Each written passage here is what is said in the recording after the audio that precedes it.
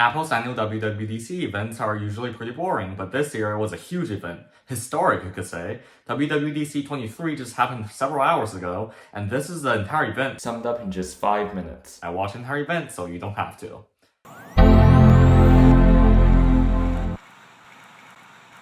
First, as usual with WWDC, we have new software. iOS 17 is here. It's mainly a stability update to the feature-rich but also bug-rich iOS 16.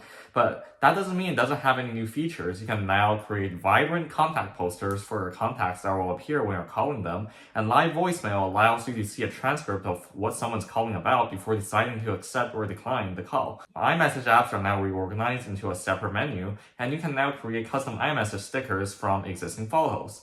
And check-in allows other people to see if you're safe when you go somewhere, and there's now a button to scroll to the last unread message. You can record a video message to someone if they don't pick up your FaceTime call. Standby enhances the always-on display experience on iPhone 14 Pros when charging, showing you relevant information in a large font. And now you can airdrop through NFC by holding two phones next to each other. There is also a new journaling app. Widgets are interactive now. You can now pause music, complete a reminder, etc. just like Android phones like 10 years ago. Autocorrect got a big update, with whole sentence corrections and autocomplete. Apple Maps now has offline maps. And finally, you can now share music controls with others in CarPlay. iOS 17 will support the iPhone XS and XR and later. There's a tendency for iPads to get new features a year later, so here it is, customizable lock screen on iPad, except that widgets are bigger and are on the left side of the screen for some reason. It also has autocomplete for PDFs and collaborative editing for PDFs too. The Health app is now also on the iPad, and all features that I mentioned for iOS 17 are also applicable for iPadOS 17. iPadOS 17 supports all iPads released in late 2017 and later. And would you believe it, watchOS is already on version 10. And it was a huge update. Interactive widgets can be accessed by just scrolling the digital crown on the watch face, which can be suggested or customized. Many apps such as clock and weather received complete overhauls with full screen backgrounds and bolder information. Topographic maps were added, and the Compass app now can create a 3D map with waypoint for when you last had cell reception. watchOS 9 supports the Apple Series 4 and later models.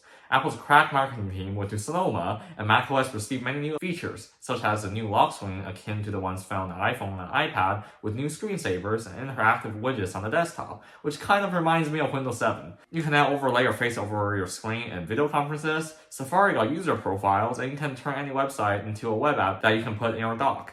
And there's game mode made just for the 6 people that play video games on their Mac. I'm sorry, Apple, but this ain't Windows 11. It also received the same features that I mentioned in iOS and iPadOS 17. macOS Sonoma supports all 2018 and later Macs and the 2017 iMac Pro.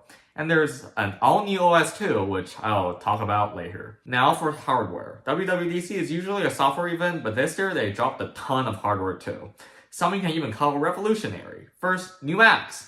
The MacBook Air now comes in a larger 15-inch size, perfect for people that want a larger display but are not professional users. Apple said that it's the thinnest 15-inch laptop on the market and it weighs just 1.5 kilograms. Has the same spec as the 13-inch model released last year, so the M2 chip and everything. And starts at $12.99. Mac Studio received the M2 Max and M2 Ultra chips and still starts at $19.99. Now for the Mac Pro that Apple teased last year. That's finally a thing now. It's in the same form factor as before, and it does have PCIe expansion slots. It has essentially the same specs as the new Mac Studio, but with twice the RAM and storage and the M2 Ultra by default, and it's 3.5 times more expensive for some reason. They'll all be available next week.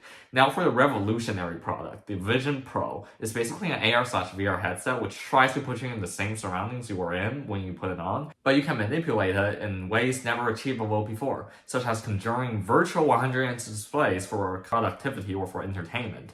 Or you can also turn your surroundings into a completely different world like the night sky for a more immersive experience. You can also watch movies in 3D and capture videos in 3D too thanks to its 3D cameras. It requires no external controllers. Your eyes are the cursors and your hands are the clickers. It has 2 displays, one for each eye, that are extremely pixel dense, 23 million pixels combined. It also has 2 processors, the M2 for performance-intensive tasks and apps and games, and the R1 for processing input from all the sensors around the device.